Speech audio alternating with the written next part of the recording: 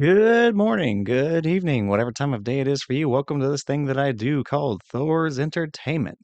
My name is Thor, and today is an exciting day for me because I get to play through the story mode of Mortal Kombat 9.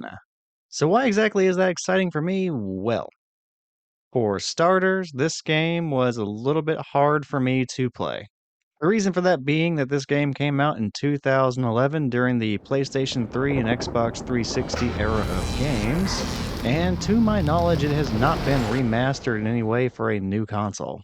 So originally, I did not even think I was going to have the opportunity to play and record this game.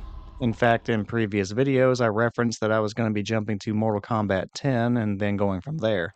I kept doing that because I didn't really think that Mortal Kombat 9 was going to be an option. Well, it turns out I was wrong.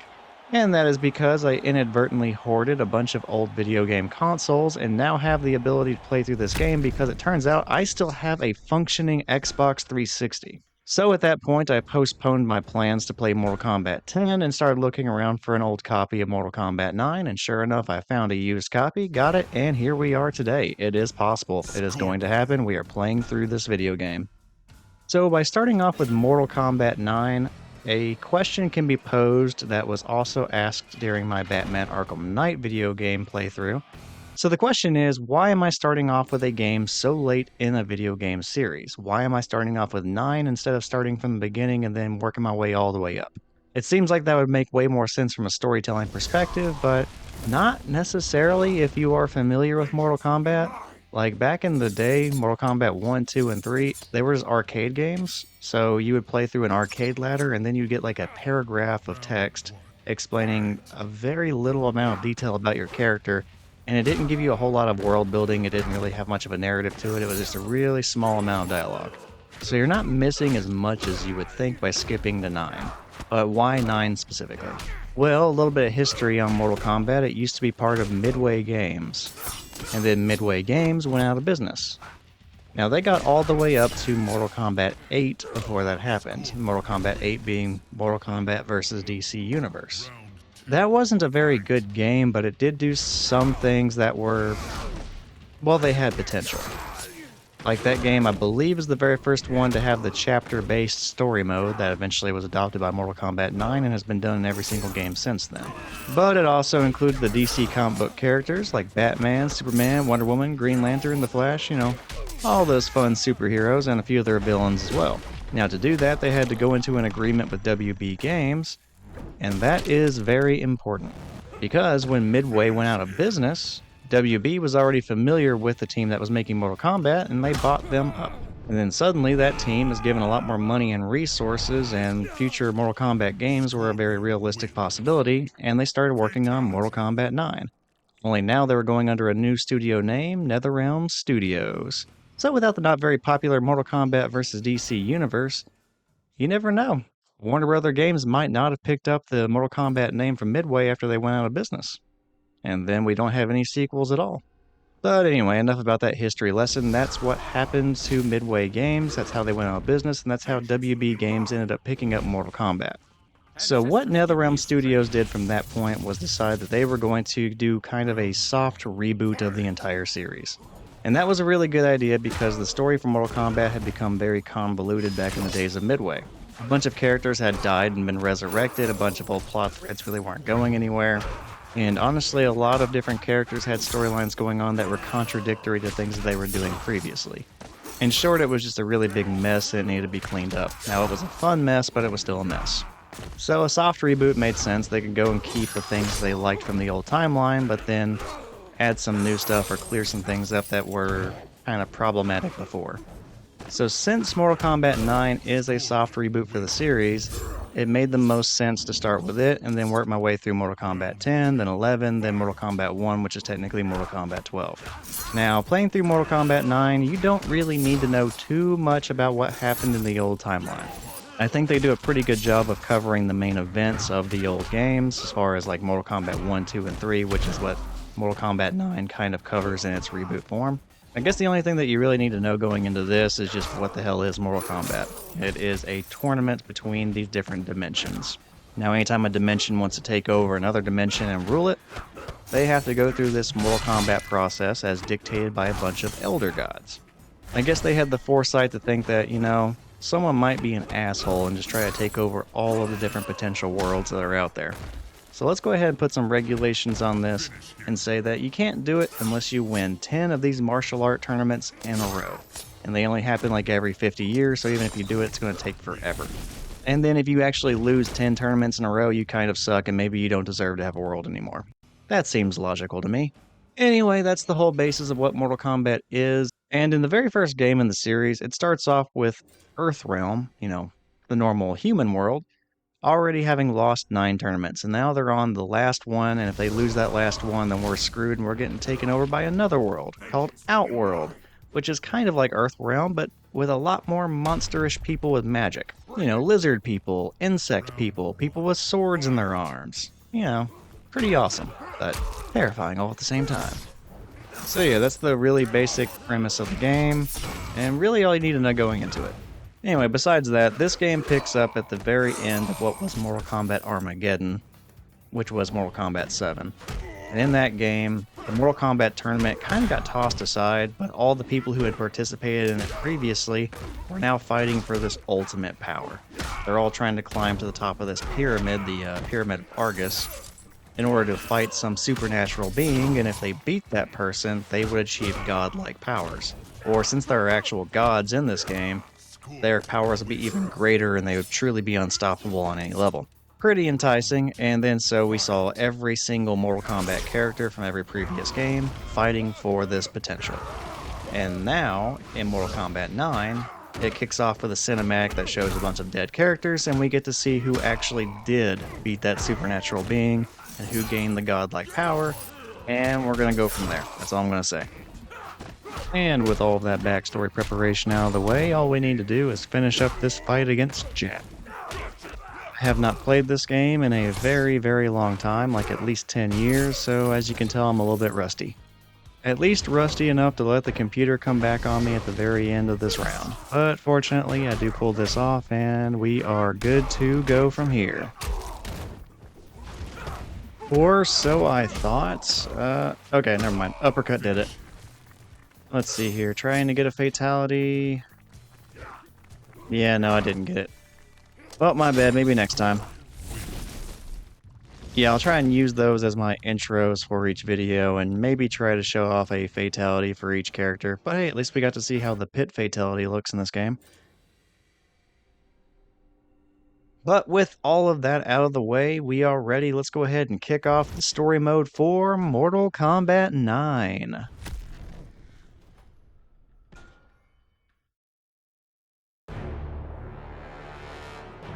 Alright, here we go. We pick things up as described previously. We get to see the aftermath of the Battle of Armageddon, where everyone fought trying to climb the Pyramid of Argus to achieve that godlike power.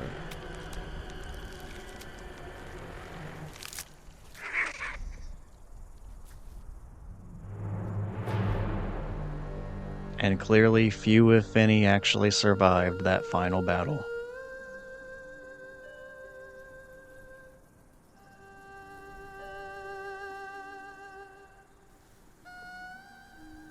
I do find it interesting seeing how each person died, because there are some hints at how canonically they were killed by other characters. Like how Kung Lao was killed by Shinnok, Baraka was killed by Kung Lao, Scorpion was killed by Sub-Zero, and overall they stayed pretty true to the opening cinematic for Mortal Kombat Armageddon. But enough about the past, let's see what's happening in the present.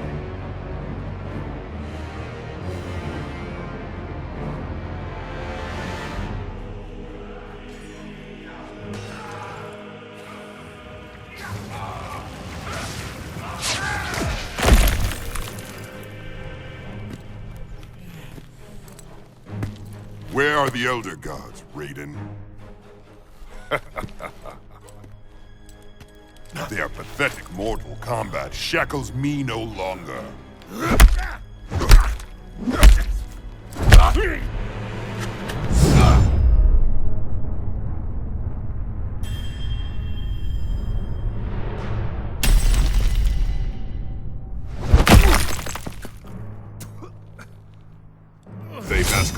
as dragons, but are mere toothless worms.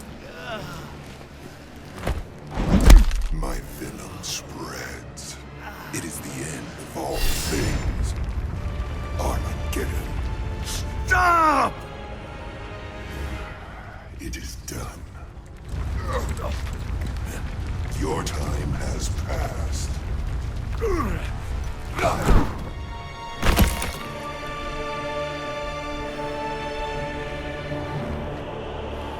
Ages wasted in foolish resistance. Now is the dawn of my rule.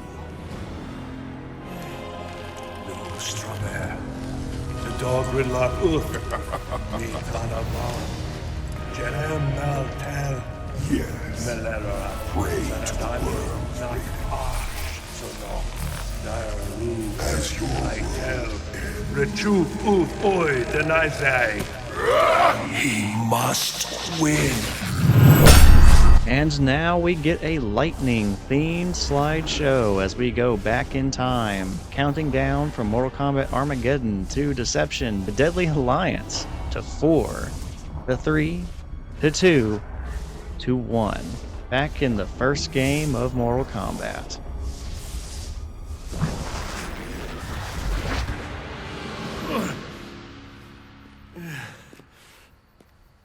Lord Raiden, what is wrong? Strange visions.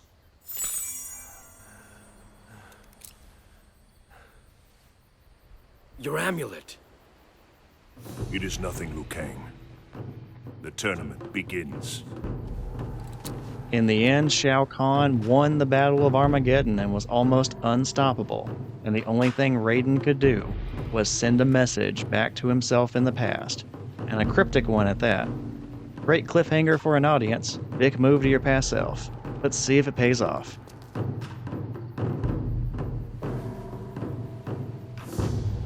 Combatants, I am Shang Tsung.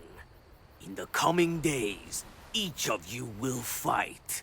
Some are here of their own volition. Others were brought here by chance. Hey, beautiful. Johnny Cage. Good for you. What? Massive Strike? Citizen Cage? Ninja Mime? None of those ring a bell? Kano. Kano? Wasn't in that one. You participate in the most important Mortal Kombat in history. This tournament, the 10th after 9 Outworld victories, will determine Earthrealm's fate. If you defeat all of your opponents, you will face one final challenge. Me. Huh. That old geezer's the final challenge? They might as well give me the belt right now. They do have belts, right? What? How did you... Appearances can be deceiving. Our first combatant will be Mr. Cage.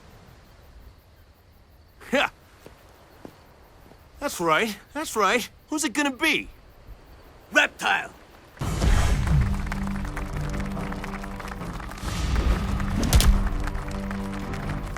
Nice stunt. Who's your agent? Begin. All right. It's showtime. Round 1. Fight! You might see a weird but brief delay at the beginning of a fight whenever I'm trying out a new character. Like each chapter in Mortal Kombat 9 takes place from the perspective of a different character. Whenever that delay happens at their first fight, that's just me checking out the move list. After all, I have not played this game in 10 years, so I do not remember most of the combos. In fact, I would say there are very few I happen to recall. Like I was doing the ladder mode with Scorpion a moment ago, and I was basically just trial and erroring the button combinations until I got something right. That might not go so well here whenever I have to change characters every 4 fights, so yeah, you'll see me do that from time to time. Anyway though, to really start things off in story mode, our very first chapter is from the perspective of Johnny Cage. Now, Johnny Cage gets it a little bit easy here because he gets to start off fighting one of the best jobbers in all of Mortal Kombat, Reptile. Reptile's whole existence is basically just to lose. This man is the servant of every bad guy in Mortal Kombat history, it seems like. Starting off as the servant of Shang Tsung, then the servant of Shao Kahn. And then, well, when everyone started dying, he was briefly the servant of Nitara. Oh wait, I forgot, he was also the servant of Shinnok in Mortal Kombat 4. Only in Mortal Kombat 4, even in his arcade ladder ending, he is killed. This man is born to lose. Very unfortunate, although recent games are doing a little bit more with him, but we'll get to that whenever we get to those games. For now, let's go ahead and finish off Reptile since he's pretty low on health, and then move on to the next challenge of the very first chapter of Mortal Kombat 9.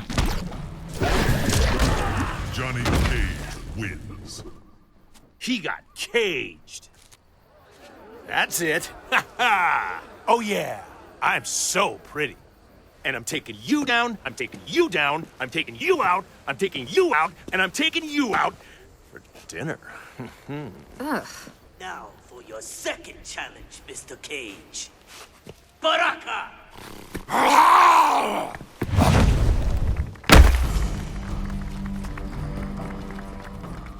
Okay. Nice makeup.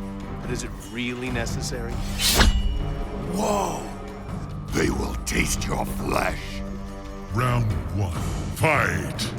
Seeing that audience in the background makes me wonder, what does a person have to do in order to get season tickets for Mortal Kombat?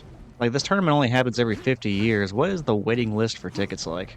It's hard to say, but longtime fans of the sport now get to enjoy Johnny Cage getting a massive push by the promoters, as he is now fighting yet another major jobber of the Mortal Kombat universe, this one being Baraka. Similar to Reptile, this character pretty much loses every major fight that he's ever in, so yeah, don't be too shocked whenever we win this one. Now Baraka's kinda cool. He is one of the many different races in the Outworld realm.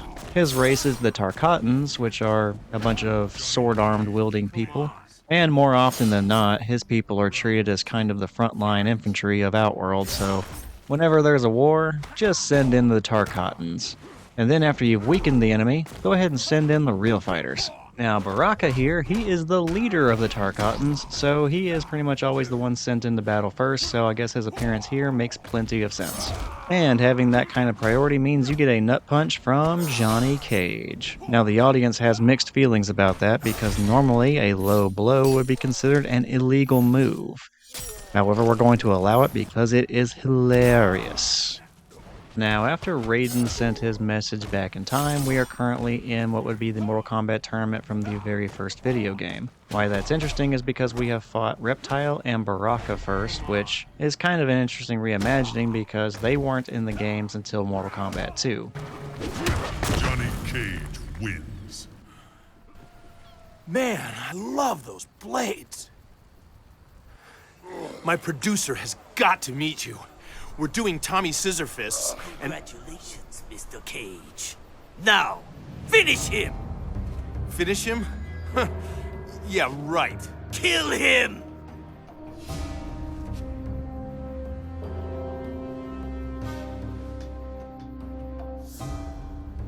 Whoa, wait a second. I'm not gonna kill anyone.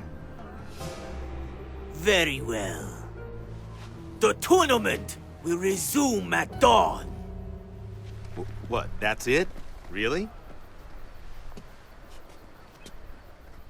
Now, where'd that hottie go? You fought well. Thanks. Nice hat. You should be more respectful of Lord Raiden. He is the protector of Earthrealm, the god of thunder. Look, I don't know what kind of role-playing you guys are into, but count me out. This tournament is more than a chance for personal glory. We are fighting for the very survival of Earthrealm. What are you talking about? Your last opponent was Tarkatan. He was born with those blades. Yeah, those things are real. He represents Outworld. Had you lost, the Emperor Shao Kahn would have come one step closer to physically absorbing our world into his. Outworld, yeah, right. The Elder Gods created the Mortal Kombat tournament to give Earthrealm a chance to defend itself. But if we lose this time, Shao Kahn will conquer all. Dun dun dun! Look, guys, I'm an actor. I save the world for the cameras. If this Emperor is really a threat, call the military. Me? I've got a date with a blonde. Ciao. What do you see in him? He is a hero, Liu Kang, though he may not yet know it. And now for a very not hero-like moment. Triangulating your signal for evac, but there is no island. I'm standing on it. Just lock onto my wrist comm. Understood. Your current status. They have Jax, and if I don't fight in this crazy tournament, they'll kill him. I'm gonna try to— Need help? I specialize in rescuing damsels in distress. You again. Listen, I've got serious problems here. I'm in no mood to be hit on by some movie star. Come on. A girl like you shouldn't be wandering around this freak show alone. Look, baby, I can't let you run loose without an escort. Ow! I don't need an escort, and I'm sure as hell not your baby. Round 1. Fight! And now I have to pilot Johnny Cage to victory in a fight that, well, he really deserves to lose. Yep, I have to help him win a fight against a woman that he got turned down by, and that was the sole reason he started this fight to begin with. I'm starting to get the feeling that Johnny Cage is why everyone has to go to a bunch of HR meetings each year. But as cringy an asshole as he is in this game, Johnny Cage is allowed to have a lot of character development going forward that makes moments like this, a little bit more tolerable in hindsight. Like, he does have a lot of character growth, so it kind of pays off that they set him up to be this big of an asshole early on. It definitely does not make the behavior right, but it does make the storytelling a little bit more interesting.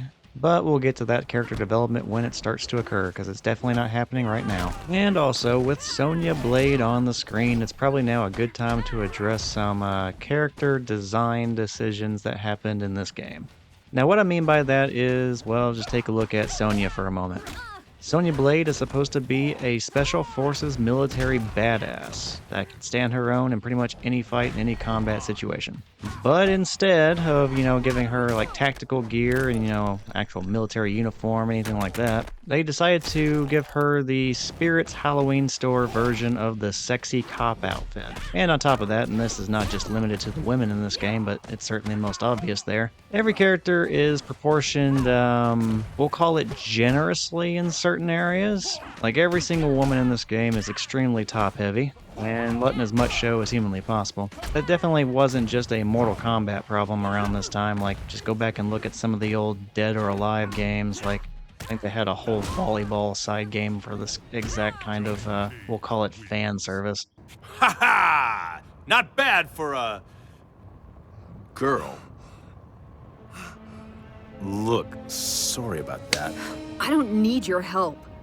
Fine, have it your way. I'll just leave you to your problems. Good idea. Now that he's softened you up, it's my turn.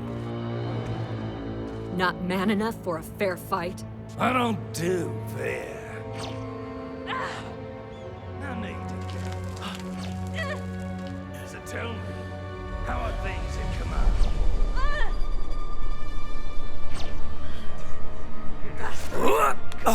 Bitch. Just had to point you in the right direction. Couldn't have done it without you. SF is on the way. You won't get far. Oh, I got a knack for survival. You, on the other hand, are gonna die here. Yeah. Step away from the lady. Fans think my moves are all wirework and special effects.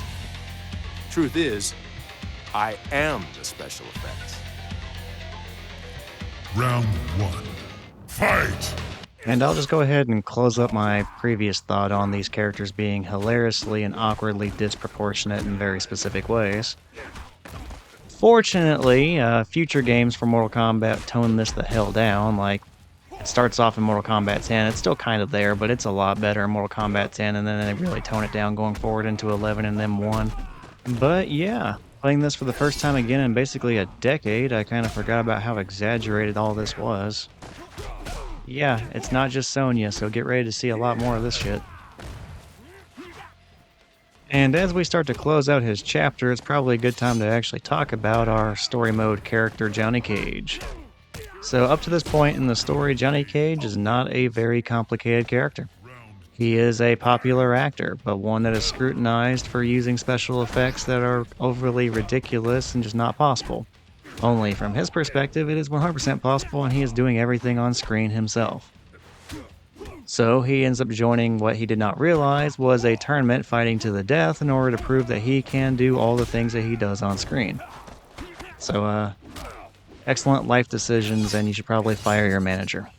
But nevertheless, he is here and he is fighting, and so far not doing terrible. You'll notice that he has this odd glowing green aura ability that's not really expanded upon whatsoever in this game. And yeah, he can do that whenever he's being pushed in combat, and the game does nothing to explain what it is. I am also not going to do anything to explain what it is because up to this point, no one has ever really received an answer on it, and it's not really until future games that we do get that expanded upon, so we'll cover that whenever we get to it.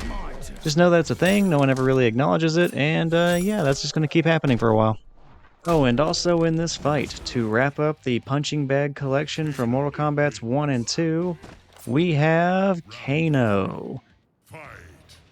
So yeah, we have fought Baraka, Reptile, and now Kano, all characters who are villains who have no major victories to their name. Every time they're brought into a storyline that's major, they just get their ass kicked by one of the protagonists. And sure enough, that trend continues in this reboot game as Johnny Cage has kicked the crap out of all three of them in the very first chapter. It's good to know that Raiden sent that message back in time to try and change so much, because right now, it's just playing out pretty much exactly the same as it did before. The characters that sucked before still suck. The characters that were important before still important, and Johnny Cage is still a victorious asshole. I do like Johnny Cage though, just not so much in this game. Johnny Cage wins. Throw that on your Barbie, shrimp. Thanks. No problem. Who is that guy anyway?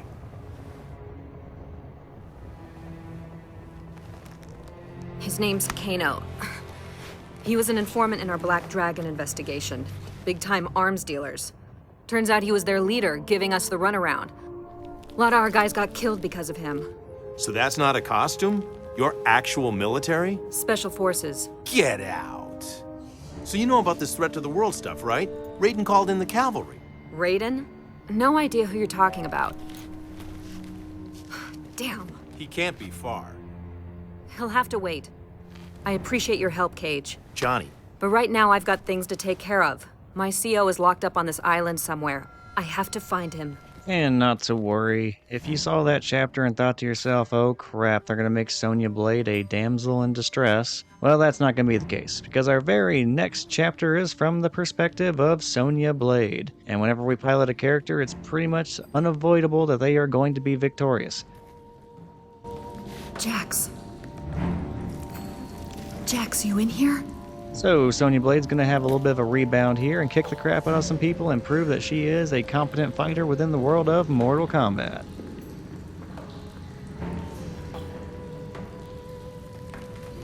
Oh my god. What did they do to you? Run, girl. Run. Miss Blade, you do not disappoint. I have been expecting you. Let him go! We're not part of your tournament.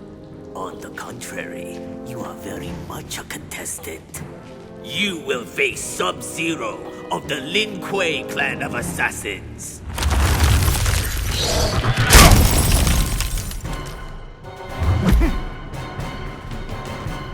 Now you will feel death's cold embrace. Round 1. Fight! And honestly, her victories are way more impressive than Johnny Cage's victories in this game, so thankfully she is not just being treated as someone Johnny Cage had to go save.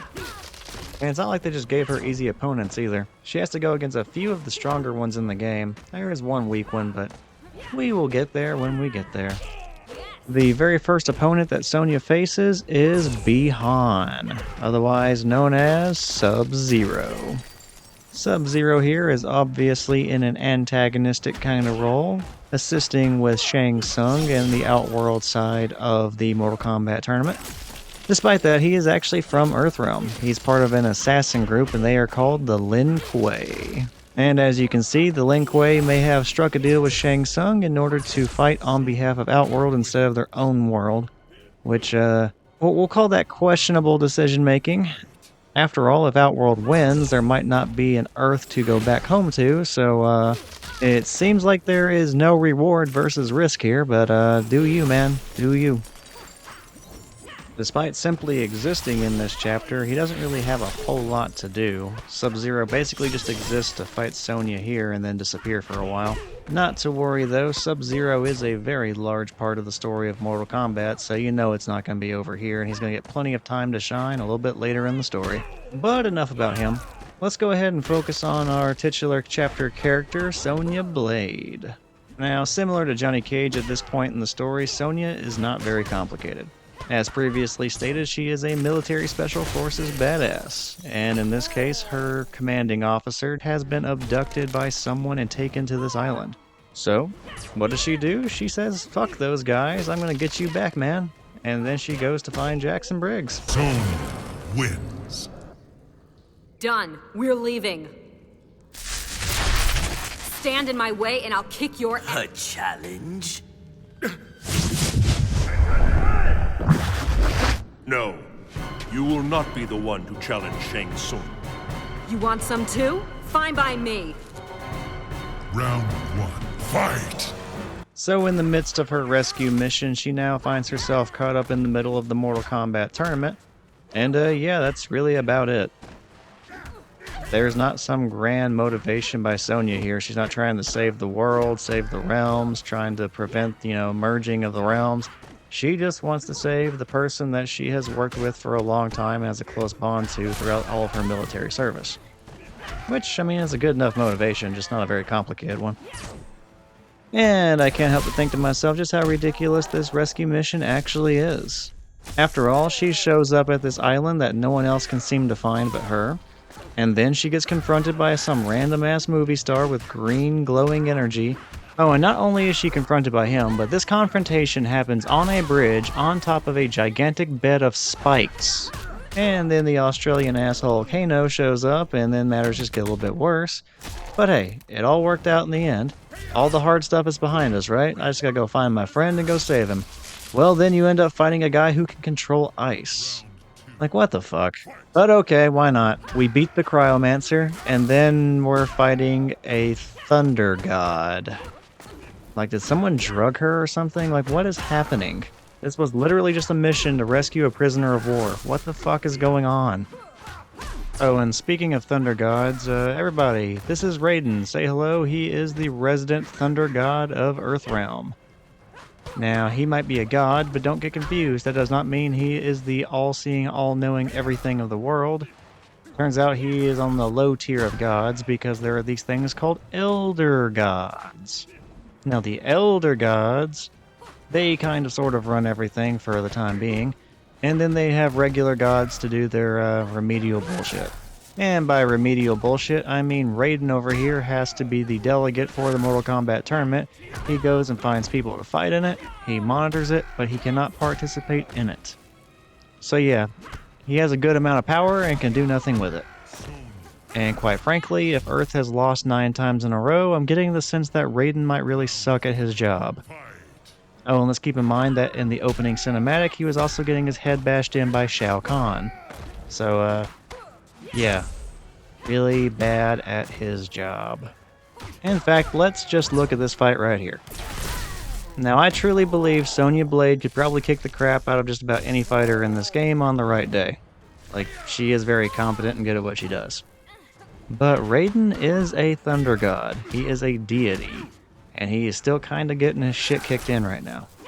So yeah, we'll see just how bad he is at what he does. I get the feeling this is not going to be the last time he fucks up or shows some incompetence in being a deity. Actually, I know for a fact this is not the last time we're going to see him fuck up. So, enjoy that.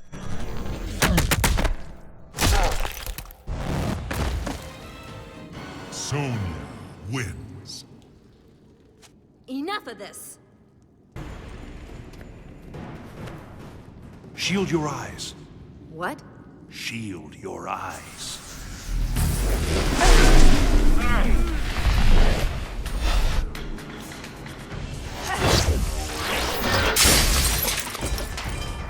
Jax, come on, we're out of here. About time. You aided their escape. You allowed them to escape.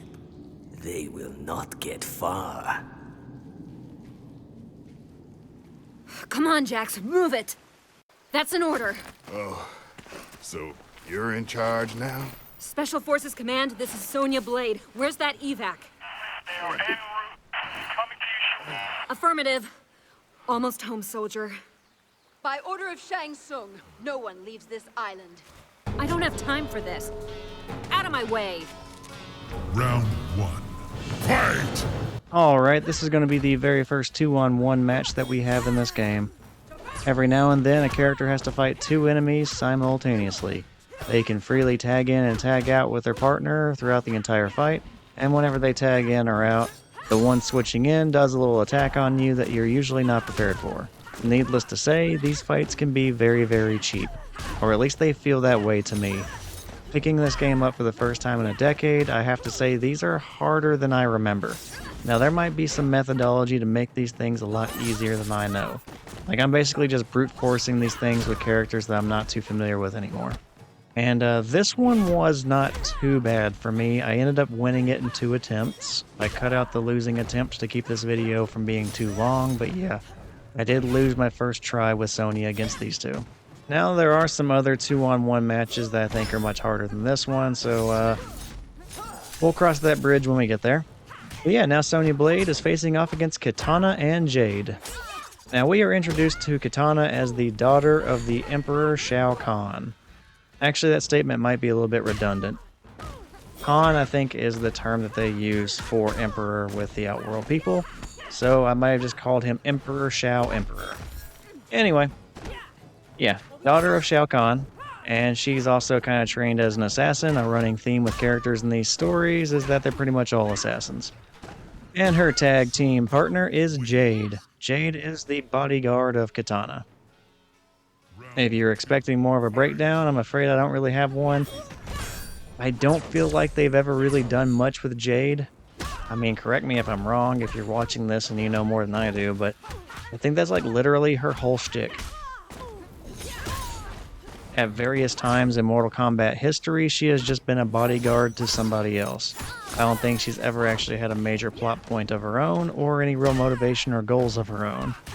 I'm sure this character has lots of fans, but I think Jade is actually one of the more boring characters in Mortal Kombat history because she just doesn't do anything for herself. She's basically Reptile, but she wins occasionally. And I realize I did not really give much of a breakdown of Kitana other than she is the daughter of someone. So it might seem like offhand she's probably a really boring character as well, but I'm purposely keeping her description a little bit short because she ends up getting a lot more emphasis in this game later on, so why spoil it right here? So yeah, Kitana is a much more interesting character to me than Jade. The reasons for that will be apparent whenever we get to that part of the game. But the short version is, she actually has some development, and she has some motivations of her own, and she's not just a one-dimensional character. She doesn't just exist to protect somebody. She has a little bit of an existential crisis, and yeah, it's interesting. Sonya wins. Sure don't need any more surprises like them. How you holding up? I'm fine. Liar. After I get you to base, I'm coming back. Kano's still here somewhere.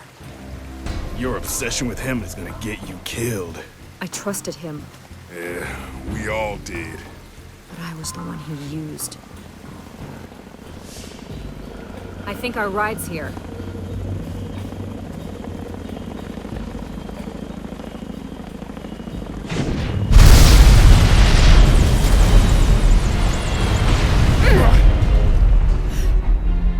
No! Damn you! You have a challenger, Kano. Pretty boy ain't gonna save you this time. Round 1. Fight! And now we get to face off against the Australian Fiend one more time. Mr. Kano is here to win where he lost before. Granted, he was fighting Johnny Cage before, not Sonyablade, but you know, whatever, he's here. So yeah, Kano, not a very complicated character, and you probably already picked up on what his deal is. He is mostly used as an arms dealer in this game, He was a fake informant to Sonya Blade and got some people killed and, just screwed her over. So, other than just being a fake informant and an arms dealer, Kano regularly gets used as your anything, whatever you need illegal kind of guy. He is the leader of some sort of criminal organization called the Black Dragon, and whenever the plot needs something illegal to happen, you better believe it's going to be the Black Dragon doing it. Back in the old timeline, I think they ended up trying to phase out the Black Dragon for the Red Dragon, real original, but they ended up changing their minds on that, and here we go with the Black Dragon one more time. I actually don't think I have a whole lot to say about Kano because, well, like I mentioned earlier, he is just one of those characters that's mostly designed to lose and make the good guys look good. Now, every now and then he ends up getting some pretty good dialogue. He is the nasty, dirty fighter of the Mortal Kombat universe, so, you get some pretty interesting stuff with him occasionally. But I'll say it doesn't really get interesting until, say, Mortal Kombat 10 and 11. I don't think his gameplay is all that interesting in 9, and, he feels like he's a bit replaceable at times. In fact, the creators of Mortal Kombat felt the same way because he was part of the original cast for the very first Mortal Kombat game that hit arcades long, long ago. But by the time the sequel came around, Mortal Kombat 2, he was one of only 2 characters to get removed from the roster. That other character was, well, Sonya Blade. As I recall, whenever they were looking at the cast, those 2 were the least played characters in the original Mortal Kombat, so they elected to bring in new characters and leave them out. Now, unlike Kano, I actually see the appeal of Sonya. I actually think there's something to her character, and, at times she has some pretty interesting things with her fighting style.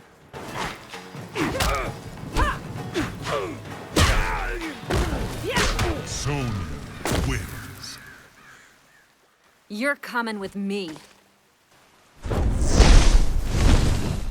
Kano is not your prisoner. At least help Jax. He needs a medic. Bastard. There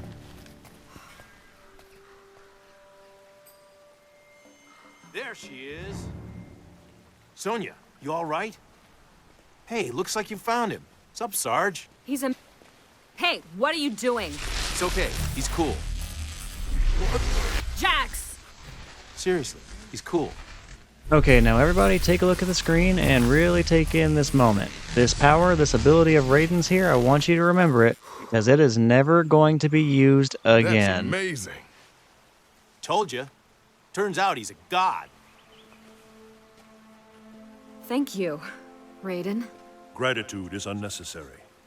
I have foreseen events, like memories of my future. They lead me to believe that you are all connected to Earthrealm's fate. What have you foreseen? In my visions, Shao Kahn becomes invincible. He destroys all life in Earthrealm. We will all die. I believe these flashes are a guide to defeating Shao Kahn. But disrupting the flow of time can have serious consequences. I'm not worried. I bet you can win this thing no problem. Unless directly challenged, I cannot participate. What should we do besides standing around looking pretty? For now, the tournament must run its course. All right then. We're with you, Raiden. Alright, this is where I'm going to stop episode 1.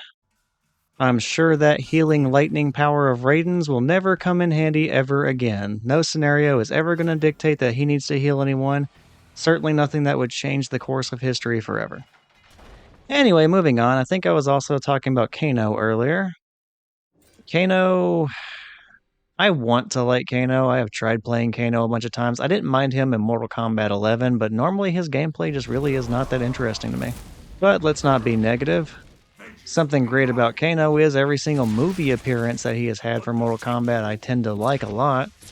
He just is a character that can easily chew the scenery and be one of the more fun, dark-humored kind of characters. In fact, I'll go as far as to say with the live-action Mortal Kombat movie that just came out, 2020, 2021? He was probably the highlight of that entire film. He was the most enjoyable part of that movie. Definitely not a good guy, but an entertaining character to watch. I'd say the actor did a really good job with that role. But I believe that's all I have to say about the characters that we saw in my very first episode covering the playthrough of Mortal Kombat 9. So, what happened? Well, we saw the Armageddon scenario where every single fighter of Mortal Kombat was basically dead with the exception of the Emperor Shao Kahn. Shao Kahn ended up winning the Armageddon scenario, getting godlike power, And he was about to kill Raiden, but then Raiden said, nah, I think I'm going to try and undo all this and send a message to myself in the past. So he does that, but rather than say, do this and this and this and we'll be okay, he says, he must win. Which is a very cryptic and vague statement, so we're going to have to hang around to see what he meant. Who must win? But after that message was sent, we ended up playing through the first chapter with Johnny Cage. Johnny Cage being an actor who is not aware of the situation he is in, he ends up beating Reptile, Baraka, Sonya, and Kano. In the end, we end up switching from him to Sonya. Sonya goes on a mission to find her missing commanding officer who has been taken prisoner by Shang Tsung. Well, as soon as we take control over her, we find him almost immediately. And then we fight Sub-Zero, Raiden, Katana, Jade, and Kano. And after all of that, we end up freeing Jax.